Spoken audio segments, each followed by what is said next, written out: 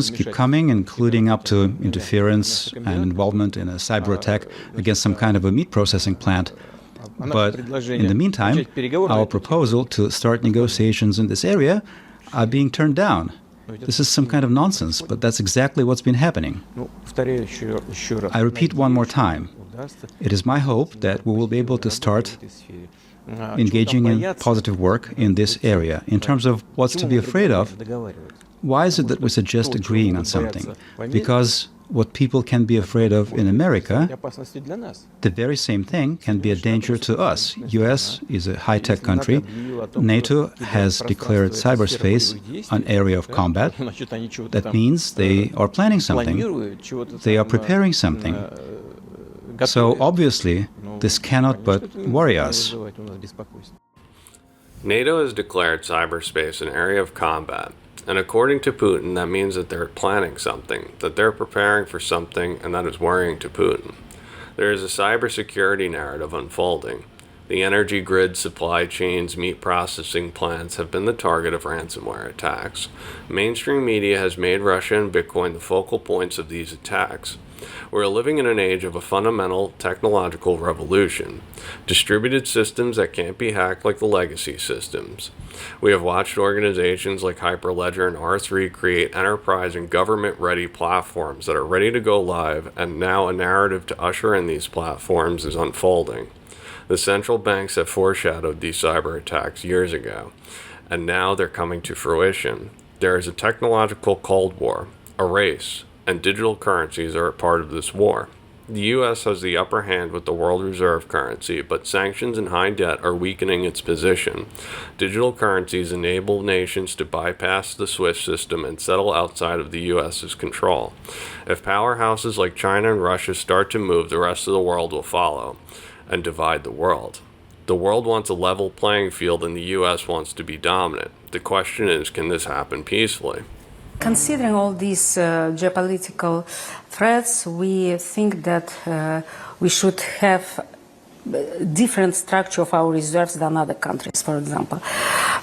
Bigger share of gold and less share of dollars, and we think that even the amount of our reserves are quite big to withstand all financial scenarios or geopolitical scenarios. And it's our policy to diversify more than maybe other countries our reserves, structure of reserves. The U.S. military enforces the world reserve currency. It is an active war to ditch the world reserve currency. Russia is ditching the dollar for gold, and the U.S. is responding. Cyber attack after cyber attack, and the U.S. news is consistently reporting Russia is involved. This is the U.S. warning to Russia. Putin is worried about a cyber warfare, and with good reason. In this OMFIF PDF, it states that Russia is working on a digital currency that will be backed by gold. A digital gold-backed ruble on a trustless system like blockchain. Nations around the world are updating to digital currencies and digital assets backed by assets like gold, stocks, commodities. The system is going to be more fragmented, and the use cases for interledger interoperability and XRP, the bridge asset, strengthens in this world. In your view, should those in the United States who are having these conversations be concerned about that move to digital currencies, that it could undermine the status of the U.S. dollar as the world's reserve currency? I mean, we're not concerned about undermining dollars. It's we think that definitely some changes need because the world is changing. Because I think today transaction in dollars is for the first time less than 50%. And we have China economy growing and so on and so forth. But it's definitely, and many more things needs regulations on an intergovernment level, and I think that's one of the areas when we also can communicate and talk to Americans and other, because it's a global problem. What to do with this currency, how they will operate. I think that's what we need. World leaders are negotiating the terms of the next-gen financial system. The world is changing and international regulations are required to move forward. The U.S. benefits from the old system. We're simply maxing out our credit before the transfer. Global taxes, digital identities, financial regulations are being ironed out. Trustless systems that blockchain and crypto offers are key. Do you or do you not favor a direct response to the hackers? I mean, shut them down, shut their computers down. Could we do that? Well, you have to hit them very hard. I agree with that. But you also have to get better equipment on our side because, they're getting paid millions of dollars in order not to do what they're doing. Millions and millions of dollars. They hack. They hack somebody out. They do whatever it is that they're going to do, and they get a $5 million. I don't know how the hell they get paid, by the way, Stuart. You're going to have to explain that to me. Well, you have a great business show, one of the truly best. So I think you should explain how do they get paid without getting caught. That's interesting also. Well, they get paid through Bitcoin. Look, they get paid through Bitcoin, which is supposed to be untraceable. So should we be the dollar? And Bitcoin, since I left, should we regulate Bitcoin? Well, my opinion is that with the currency of this world should be the dollar. And I don't think we should have all of the Bitcoins of the world out there. I think they should regulate them very, very high. But the currency should be the dollar. And when you have things like that out there, Stuart, what happens is you really lose something. It takes the edge off of the dollar and the importance of the dollar. Quote, we need to get better equipment on our side. Did you know that the systems that R3 builds are government-approved systems? R3 Corda was identified as meeting NIST standards and therefore being able to be implemented in federal government projects. Former President Trump believes that crypto needs to be regulated very high. I disagree with him, however, I accept this as a likely scenario. Cryptos that are tailored to be compliant will be the winners. The technology offers tremendous benefits, but it will have to go through the proper channels. There is a reason that Bitcoin, like Russia, is being dragged into every cyber attack headline. Global regulations are coming. I do think that we have to make sure that cryptocurrency succeeds when it succeeds because it's meeting genuine needs for people in the financial system, not because it's serving as a way to keep things secret and avoid paying taxes or avoid reporting money transfers.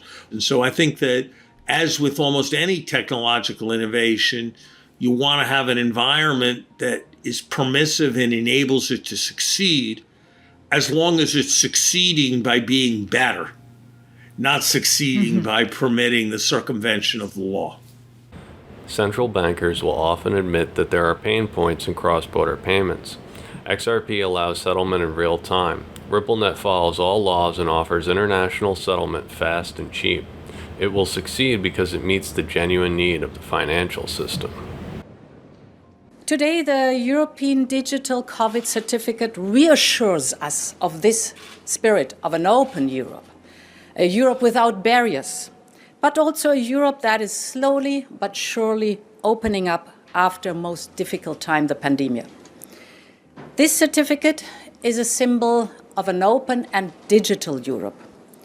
We developed this certificate in record time. It will make travel in our union easier, and it will give Europeans back the freedoms they value and cherish so much. The global infrastructure that runs the world is being rebuilt on top of DLT technologies. Distributed ledger platforms have been in the works for years and are now ready to go live. In order for private systems to work, there needs to be an identity component. C19 is a driving force for digital health identities, but digital identities are useful for financial platforms, driver's licenses, legal, health. For the digital euro to work, there needs to be an identity component.